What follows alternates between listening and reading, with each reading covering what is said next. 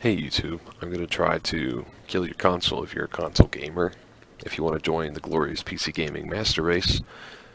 No, honestly, I don't like saying that to people.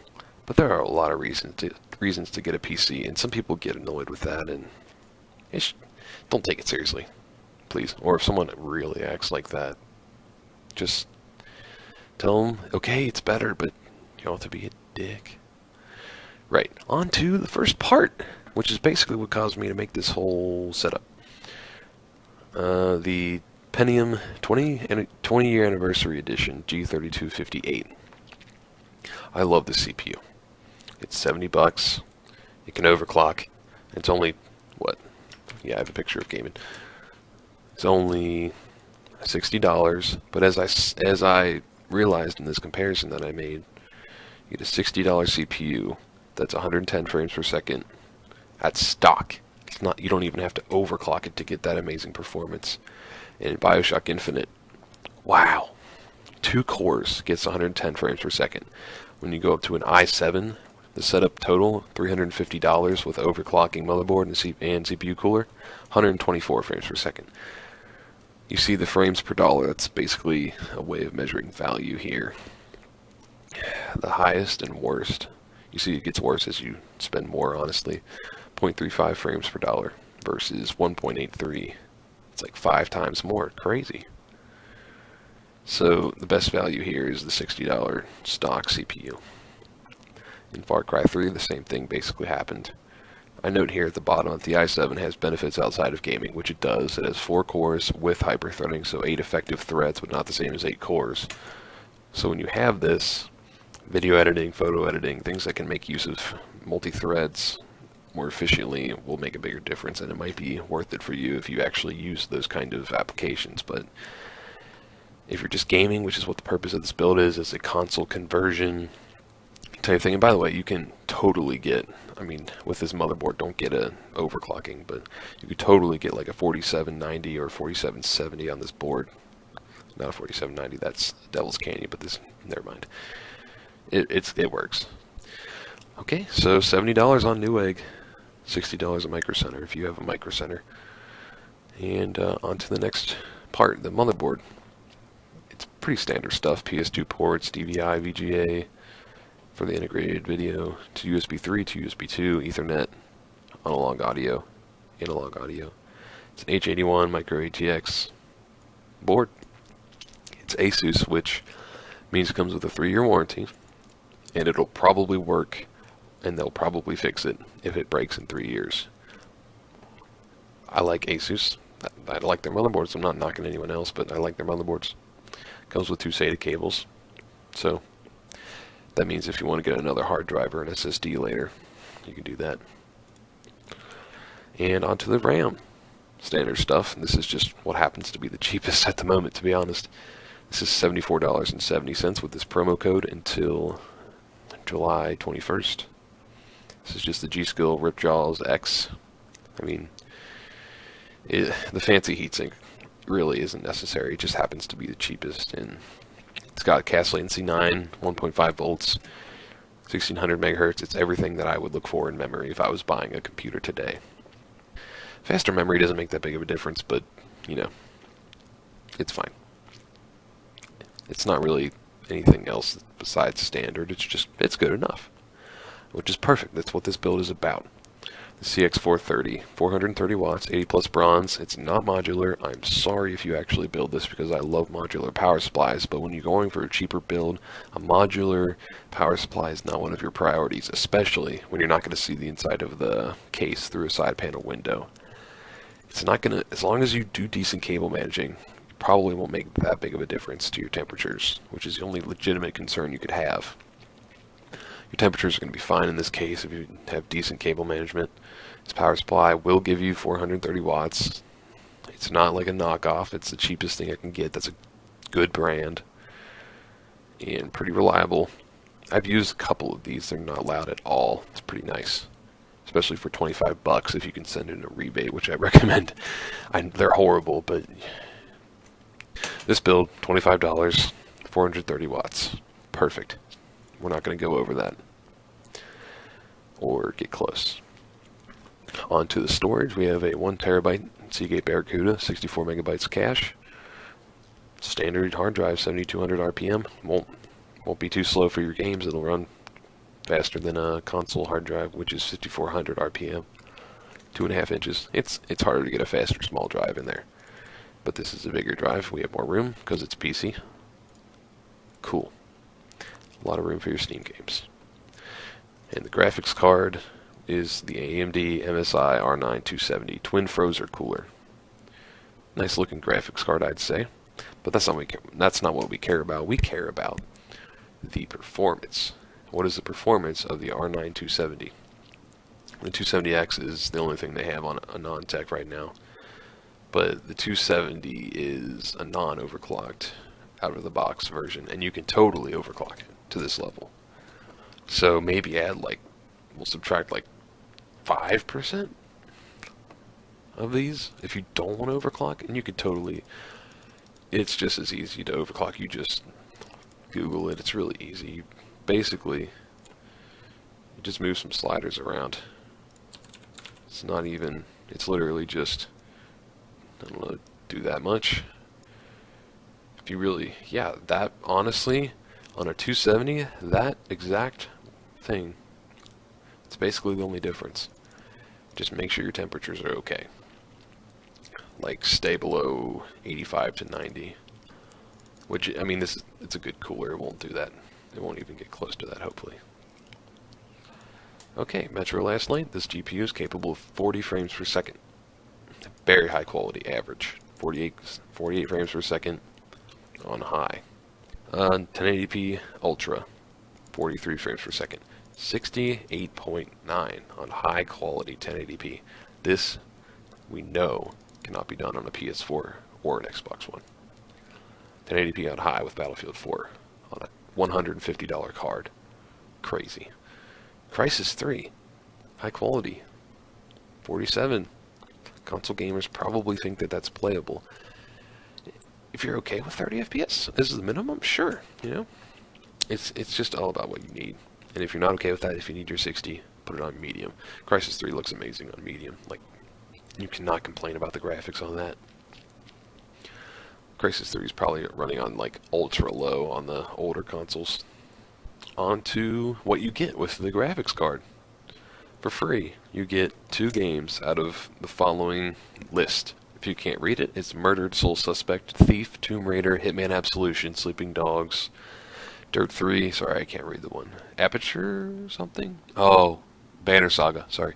Dirt 3, Alan Wake, I can't read that one, Darksiders 2, Company of Heroes 2, some Shogun game. They need to get a better image or get a list. Come on, guys. Deus Ex Human Revolution, Payday 2, Just Cause 2. God, the multiplayer for Just Cause 2 is amazing. But you get 2 of those games, which is certainly worth a lot. It would be worth more if PC games weren't so dang cheap. But yeah, you get 2 of those, and you get a code, and you get to enter it online, and you get a Steam key. So, that's nice. Here's something that's a bit subjective for you. The Cooler Master N200 Micro ATX case. This case looks great. It looks just as good as a PS4 or an Xbone IMHO, if not better. If you don't like how big it is, you can get a console-sized or smaller computer case and motherboard and whatever. It's going to cost you a little bit more. It's harder to get that small, compact performance. But this size, I think, is a good compromise for people who want to put it next to their console, maybe next to their little home theater setup. Comes with 2 fans, bottom-mounted power supply, got enough room for hard drives. It's a nice little case. Really good value at $45 on Amazon with free shipping. Super subjective stuff here. We have the keyboard.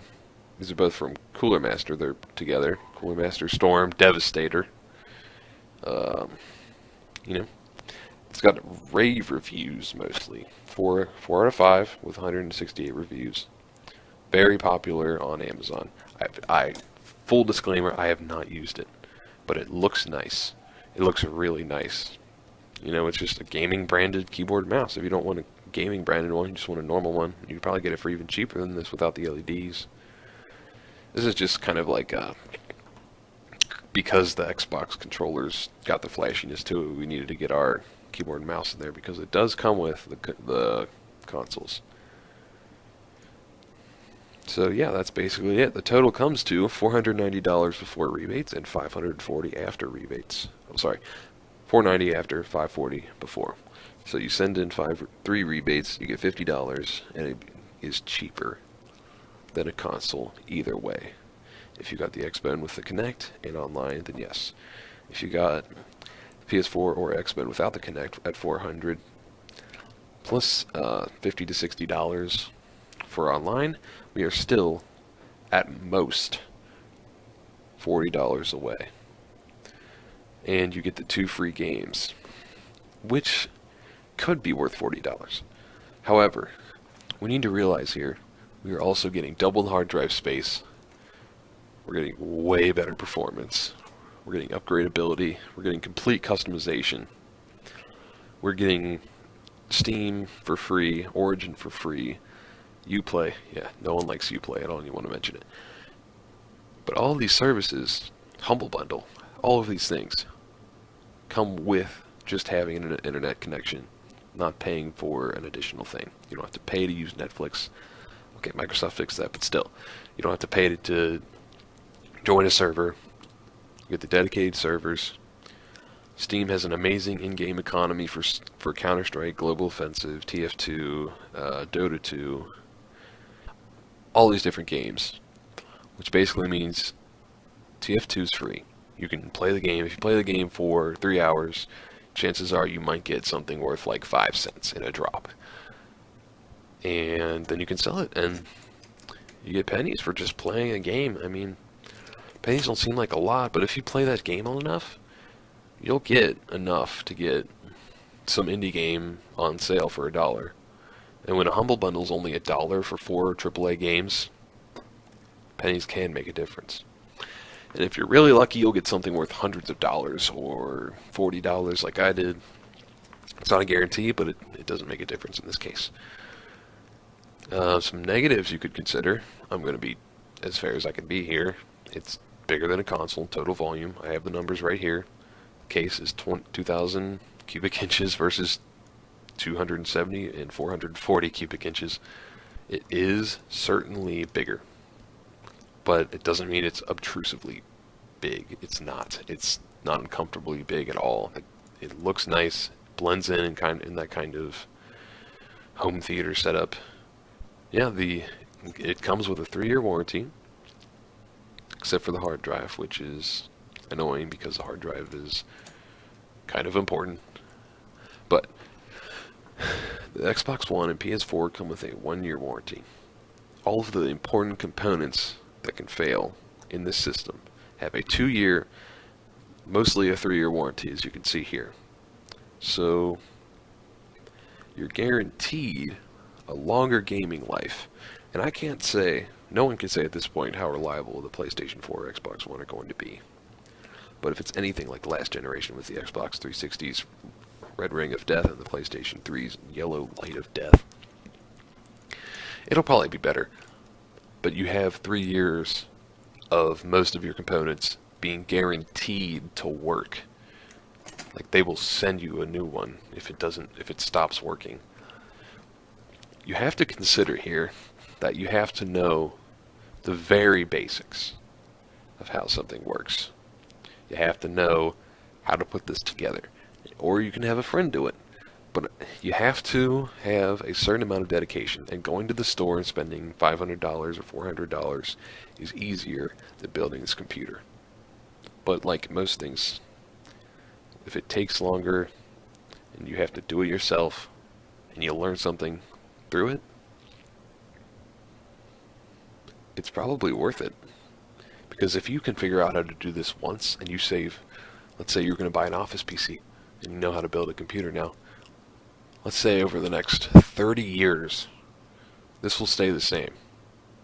Not 30 years, but for a while, desktop computers, putting a CPU into a motherboard, putting the RAM sticks in, putting the power supply 24-pin and 8-pin into the motherboard, putting the hard drive SATA cable into the SATA port on the hard drive, put the GPU in, You know, all of these things, very likely to stay for a while, at least in some form. So you're going to be able to use the knowledge that you have to save money over a longer period of time. Unbelievable how much you can actually save. Except until you learn that you can actually upgrade, and then you end up upgrading all the time. Yeah. I've been Joey, and thanks for watching my video. I hope you support my channel in some way. This is just a hobby of mine. I'm no serious guy. I just like computers. If you enjoyed it, I guess like it. You don't have to. Doesn't make a difference to me. It does. I like seeing on my YouTube when someone likes a video. But no, you don't have to. Have a nice day. See you later.